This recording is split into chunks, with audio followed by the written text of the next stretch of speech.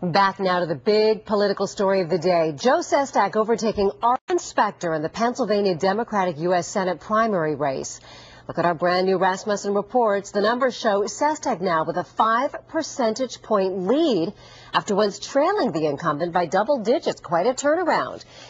We bring in our political reporter, Bruce Gordon, once again and ask, what happened, Bruce? Why the big shift? A couple of things, Carrie Lee. First of all of the polling has shown for months now the Democrats have been wary of Specter, wondering after that party switch back in 2009 whether he was a real Democrat or simply an opportunist. Second, our polling shows likely voters are not at all happy with the tone of Specter's ad campaign. Voters always wonder about a candidate's own qualifications or accomplishments when they believe he or she is spending too much time attacking their opponent.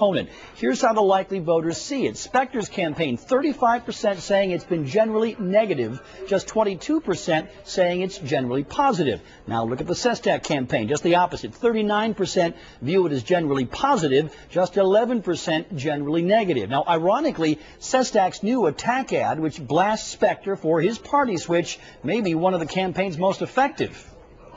My change in party will enable me to be re-elected.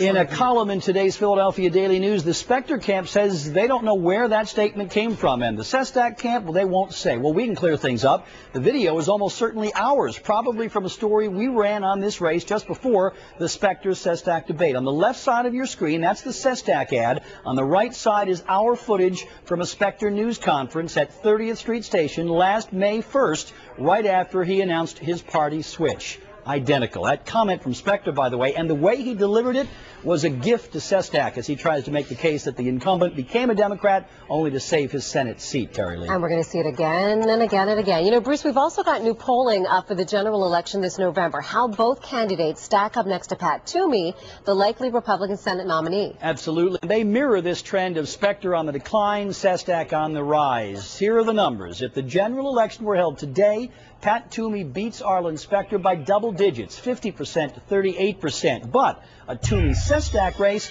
would be a virtual dead heat. Toomey by just 2 points, 42 to 40. Ironically, Toomey has made numerous public comments over the last several months that are relatively complimentary toward Sestak and clearly very critical of Specter. The message seemed clear. Toomey was trying to help Sestak beat Specter because he'd rather face Sestak in a November general election. Carrie Lee, be careful what you wish for. Because you just might get it. All right. Thank you, Bruce. British Prime Minister